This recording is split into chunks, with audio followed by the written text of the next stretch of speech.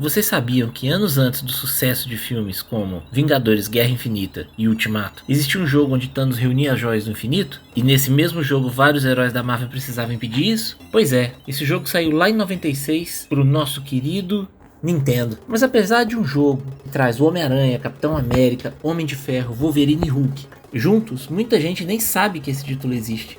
Então hoje vamos falar sobre ele, Marvel Super Heroes War of the Gems, um jogo curioso e bem marcante dos anos 90. Mas antes de começar, já deixa seu like, se inscreva no canal e ativa o sininho, porque aqui a gente revive jogos esquecidos, clássicos e curiosidades que marcaram época. Agora sem mais enrolação, bora pro vídeo!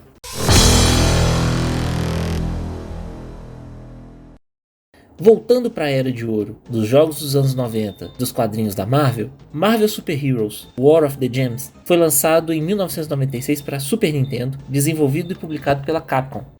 Diferentemente dos jogos de luta que a gente conhecia para arcade da época, esse título segue um outro caminho. Ele é inspirado diretamente na saga dos quadrinhos A Saga do Infinito, publicada pela Marvel em 91. Nessa história clássica, Thanos reúne as joias do infinito, tornando-se praticamente um deus, com poder para alterar a realidade, destruir planetas e controlar o universo. E cabe aos heróis Marvel impedir isso. O jogo adapta essa ideia, mas com um formato um pouco diferente do que era esperado. Mais tarde vocês vão entender porquê. Partindo do enredo, Thanos, o Titã Louco, tenta reunir as poderosas joias do infinito, artefatos cósmicos capazes de controlar forças fundamentais do universo. Essas joias são a joia da alma, da mente, do poder, espaço, tempo e realidade.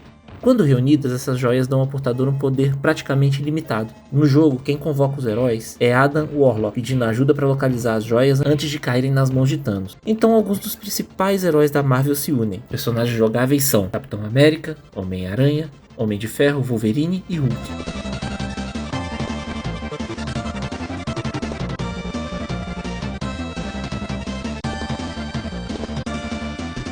Cada um deles pode ser escolhido para diferentes missões espalhadas pelo universo, e nessas missões os cenários incluem Terra, planetas alienígenas, bases espaciais, asteroides e mundos desconhecidos. Ao longo da aventura você enfrenta vilões clássicos da Marvel como Doutor Destino, Magneto, Nebula, Blackheart e, é claro, Thanos. O jogo mistura missões em diferentes planetas e bases espaciais, criando uma aventura com escala cósmica, algo que era bem ambicioso para a época. Ele era curto, mas bem completo.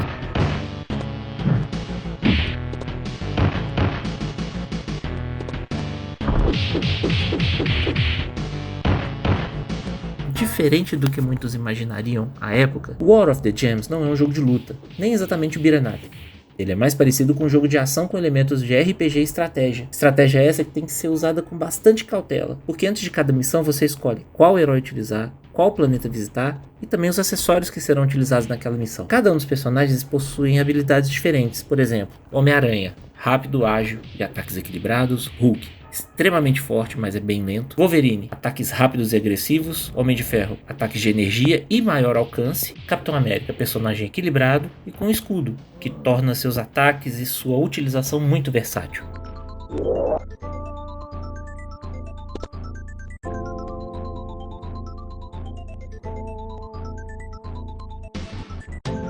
Durante as fases você derrota inimigos, coleta itens, evolui atributos e conquista artefatos, joias. Todos os itens coletados ajudam a melhorar os heróis durante o jogo. Mas há um detalhe interessante.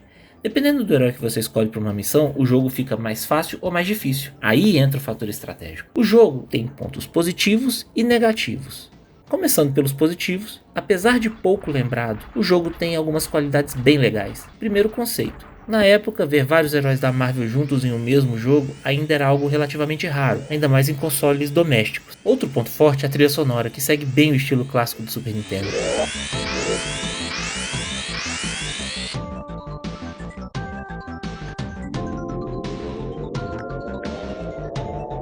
Os sprites dos personagens também são bem feitos, principalmente para a época. Hulk, Wolverine, Homem-Aranha tem animações muito interessantes. Além disso, o jogo tenta algo diferente ao misturar ação, exploração e progressão de personagem. Algo que não era tão comum em jogos licenciados da época. Mas a gente também não pode esquecer que havia alguns problemas. Infelizmente, ele tinha alguns como controles que não eram muito precisos, movimentos um pouco duros ou estranhos, repetição de fases. Os cenários eram muito parecidos entre si em alguns momentos. Dificuldade às vezes era meio desequilibrada, e algumas das fases ficam extremamente difíceis dependendo do herói escolhido. Outro ponto criticado da época foi a história mal aproveitada.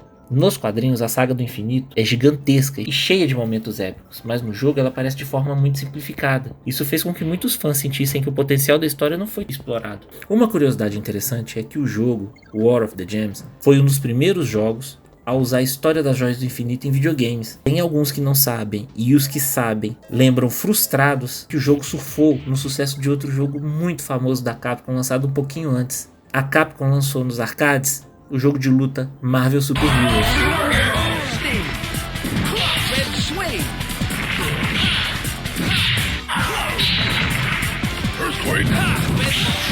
Era a mesma história, a mesma ideia, só que focado basicamente naquele formato bem conhecido e de muito sucesso da época de jogos de luta, 1 contra 1. Uma gama de personagens muito maior, permitindo o uso dos poderes das joias durante as lutas. As máquinas de arcade dessa época faziam fila. Existe uma ligação direta entre os dois jogos. Muitas coisas, inclusive, podem ser vistas de um no outro. Além de compartilhar o mesmo tema, alguns dos personagens e golpes especiais usados em War of the Gems vieram diretamente dos arcades. Ou seja, primeiro veio o sucesso do arcade, depois o título de 96 para nossa Big M, aproveitando essa ideia. Isso mostra como a Capcom estava explorando ao máximo o universo Marvel naquele período. Décadas depois, essa mesma ideia se tornaria mundialmente famosa em filmes da Marvel. E uma outra curiosidade é que o jogo saiu bem no final da vida útil do Super Nintendo, quando o mercado já estava migrando para PlayStation e Nintendo 64. E isso acabou ajudando a fazer com que ele passasse um pouco despercebido. No fim das contas, Marvel Super Heroes War of the Gems é um jogo curioso. Ele não é um clássico absoluto do Super Nintendo, mas também não é um jogo ruim. Na verdade, é bem divertido. É mais um daqueles títulos experimentais da era 16 bits que tentaram coisas diferentes e acabaram acertando. E para fãs da Marvel e de outros jogos retrô, ele acaba sendo uma peça interessante na história dos videogames. E agora eu quero saber de vocês. Chegaram a jogar esse título? Conta aqui nos comentários. E claro, e se vocês gostam de jogos retrô, clássicos esquecidos e curiosidades, já deixem sua curtida, se inscrevam no canal e ativem o sininho, porque aqui a nostalgia nunca acaba. Nos vemos no próximo vídeo e tchau!